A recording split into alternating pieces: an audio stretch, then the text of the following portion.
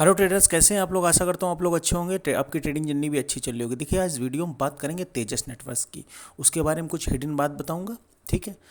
बहुत ज़बरदस्त chart structure है, बड़ा मूवमेंट दे सकता है। ठीक है ना।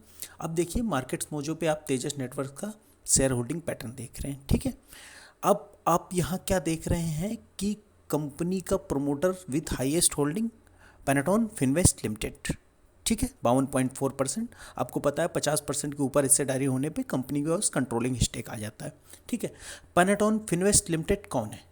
अब तेजस नेटवर्क्स की ऑफिशियल साइट पे चलते हैं। ठीक है। Tejas network announces a strategic investment for Panatone Finvest limited, a subsidiary of Tata sons private limited. क्या पता चला हमें कि पेनेटॉन फिनवेस्ट लिमिटेड जो है वो टाटा सन्स की सब्सिडियरी है। टाटा सन्स से पूरा इंडिया, क्या पूरा दुनिया जानता है टाटा सन्स क्या है और टाटा सन्स की बैकअप क्या है। ठीक है। इंडिया की नहीं, दुनिया की टॉप मोस्ट कंपनी में टाटा ग्रुप का नाम है। ठीक है। अब आपने क्या जाना कि तेजस नेटवर्क के पीछे इस टाइम अगर कोई बिग हैंड है तो टाटा सन्स है, टाटा ग्रुप है। ठीक है। अब आप एक बड़ी न्यूज़ आपको बताता हूँ। मैं न्यूज़ की कभी ज़्यादा चर्चा नहीं करता हूँ, लेकिन जो काम की न्यूज़ होती है वो बताना भी चाहिए, सुनना भी चाहिए। कान बंद नहीं रखने, कान खुले रखने, लेकिन सही चीज़ के लिए, निगेटिविटी के लिए नहीं। अब देखिए, टाटा सन्स ने क्यों इसको एक्वायर किया। इसके पीछे एक बड़ी कहानी है। टाटा सन्स टाटा मोटर्स को बेनिफिट देने के लिए, टाटा मोटर्स को बेनिफिट देने के लिए इस कंपनी को एक्वायर किया है। किस कंपनी को? तेजस नेटवर्क्स को। और भी बहुत सारे रीजन थे। अब देखिए, तेजस नेटवर्क्स एंड टाटा ग्रुप ने किससे पार्टनरशिप करी कुछ दिन पहले, जून 29, 2022 को। ये मनी कंट्रोल की साइट है, लगी है। Japanese Renesas partnership with Tata motors and Tejas network for semiconductor solutions. Semiconductors का यूज़ आप जानते हैं इलेक्ट्रिक व्हीकल्स में होता है। और टाटा मोटर्स की जी ईवी, जो ईवी थीम है, ठीक है ना, टाटा मोटर्स जो मेन काम कर रहा है इलेक्ट्रिक व्हीकल के लिए, उसमें सेमीकंडक्टर एक बहुत बड़ा रोल निभाएगा।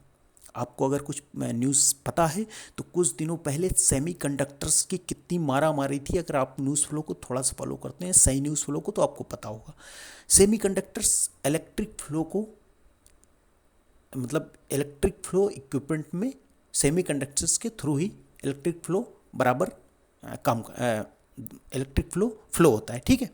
तो सेमीकंडक्टर का यूज़ है। अब टाटा मोटर्स जो है वो इस काम में तेजस नेटवर्क्स को यूज करिए। और दूसरा, तेजस नेटवर्क्स जो है उसका और भी कई व्यापार हैं। जैसे कि तेजस नेटवर्क्स का आपको पता है कि ब्रॉडबैंड कनेक्शंस, इंटरनेट सबसे बड़ी, इसमें कई कई कहानियाँ हैं। 5G ड्रीम चल रही है, 5G थीम चल रही है, 5G ड्रिवन जितनी भी कंपनीज हैं, स्टॉक हैं, आप उनके चार्ट उठा के देख लीजिए, जो भी इस तरह का काम करती हैं। ठीक है। 5G के बाद आगे आपको पता है कौन सा जी आएगा। ठीक है। उसके साथ ही ये डिफेंस में इक्विपमेंट्स देती है जो इंटेलिजेंस में काम आते हैं। ठीक है। साथ ही कंपनी का ग्लोबल फुटप्रिंट है। कंपनी 7-8 मेजर्स देशों में कंपनी का बड़ा कारोबार है। ठीक है। और आपके सामने उन देशों की लिस्ट भी आएगी कि कंपनी का कहाँ कहाँ कारोबार है।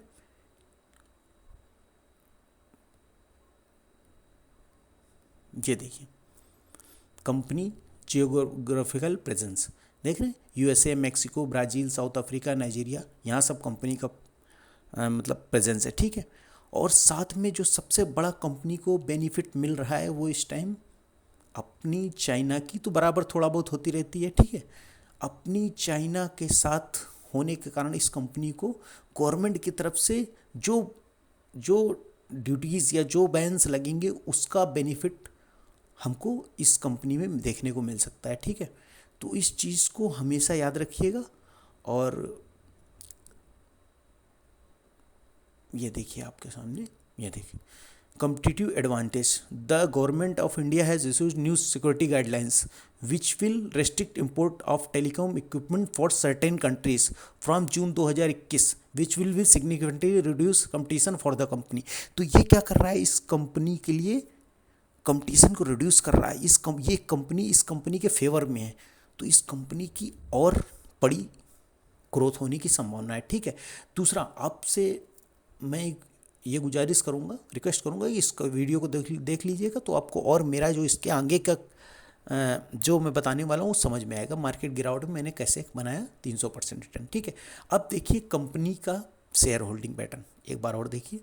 कंपनी ने कब अनाउंस किया था? जुलाई 29, 2021 को, ठीक है। वो रिफ्लेक्ट होके आया 37.32%, जितना भी उस टाइम 26% एक्वायर हुआ था, फिर और या ओपन मार्केट में ख़रीदा हो, इतना आया। उसके बाद कहानी शुरू होती है कि वहाँ से आज जून 2020 में कितना हो गया परसेंटेज? 37, 13, 50, 15% प्रमोटर ने और ख़रीद लिए, ठीक है। कुछ DIs से, कुछ FIs DIs से, और मैक्सिमम पब्लिक से।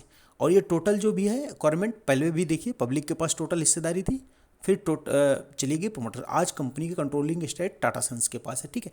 अब इस डेट को याद रखिएगा। अब देखिए आते हैं तेजस नेटवर्क्स के वीकली चार्ट, ठीक है। सितंबर की ये कैंडल दिख रही है, ग्रीन कैंडल, जिसके ऊपर एरो बना हुआ है, ठीक है, मैंने बहुत पहले मार्क की थी। अब देखिए उसके बाद से स्टॉक में क्या मूवमेंट हुआ।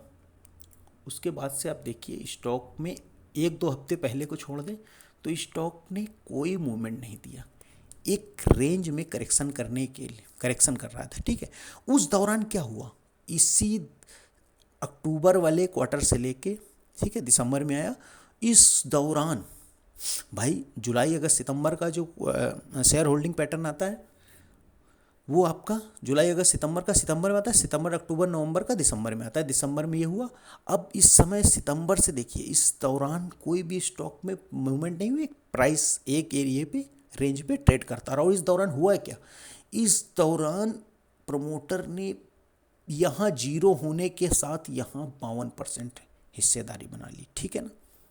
आप समझ रहे हैं इस चीज़ को, 52%, और स्टॉक ने कोई मूवमेंट नहीं दिया, ठीक है। अब स्टॉक ने जबरदस्त वॉल्यूम से, ठीक है, ब्रेकआउट दिया था 2 हफ्ते पहले, ठीक है, क्योंकि बहुत ऊंचा ब्रेकआउट हुआ था। मार्केट की कंडीशन वोलेटाइल चल रही, मैं रिस्क नहीं लेना चाहता था। मैं कभी भी नहीं चाहता कि मैं इस चैनल पे बात करूं जिसमें रिस्क की ट्रेड हो, ठीक है ना।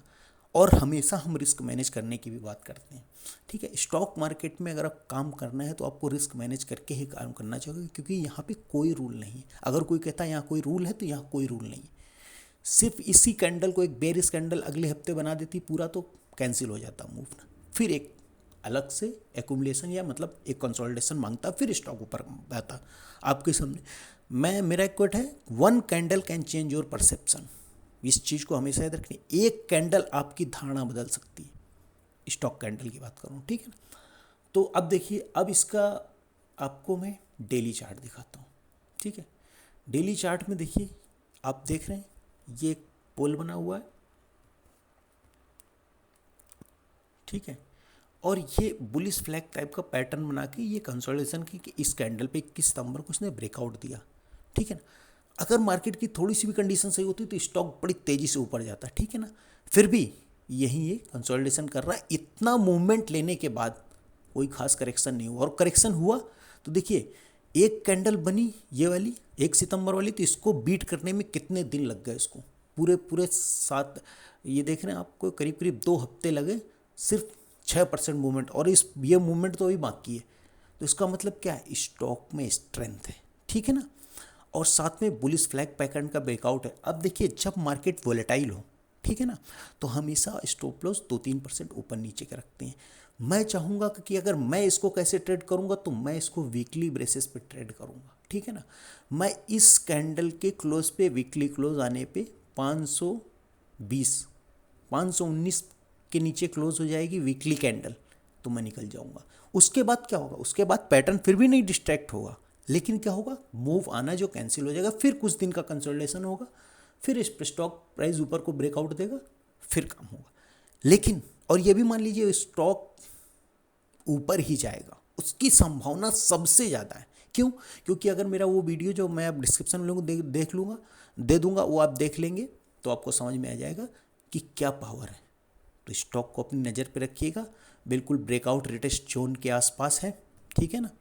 ये देखिए, ये बिल्कुल ब्रेकआउट रिटेस्ट जोन के आसपास है, ठीक है।